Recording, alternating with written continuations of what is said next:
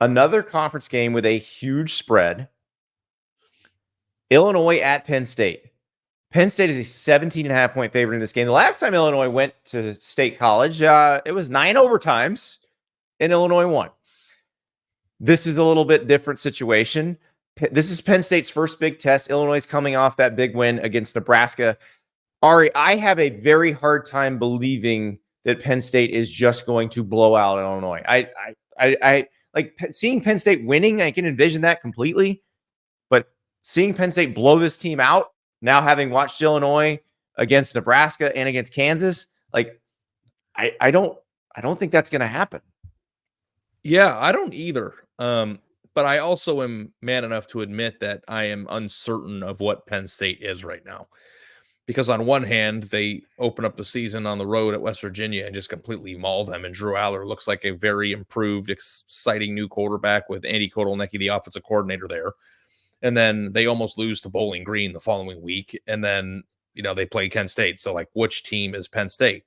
And, of course, West Virginia, too, has gotten off to a pretty rough start this year. So, Illinois might legitimately just be very good. I was very impressed with Luke Altmyer on Friday night. And I don't know what your thoughts were on that, but if they're able to go on the road and beat Nebraska on a Friday night game, they've already played on the road in a very excited crowd in a tough atmosphere. It's not the same as Penn State, but at the same time, too, it might be because I believe that this game is during the day and that was a night game at Nebraska. So they're primed for the atmosphere. This game's not during the day, Ari. This game's at night. It's a night game?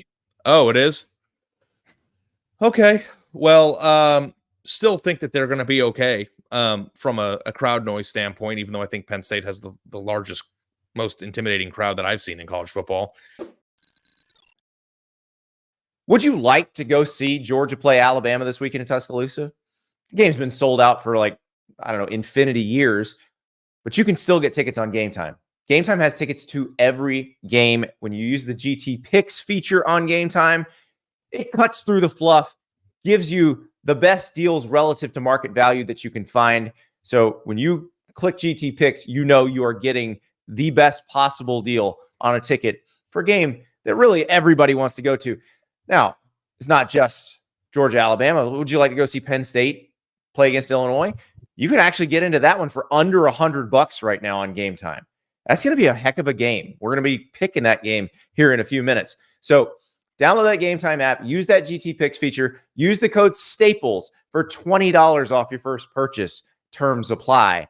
Game Time has tickets to everything you need, even at the last minute, whether it's a sporting event, comedy show, concert, you name it, they got it. Go to Game Time, download the app, use the code STAPLES, $20 off your first purchase.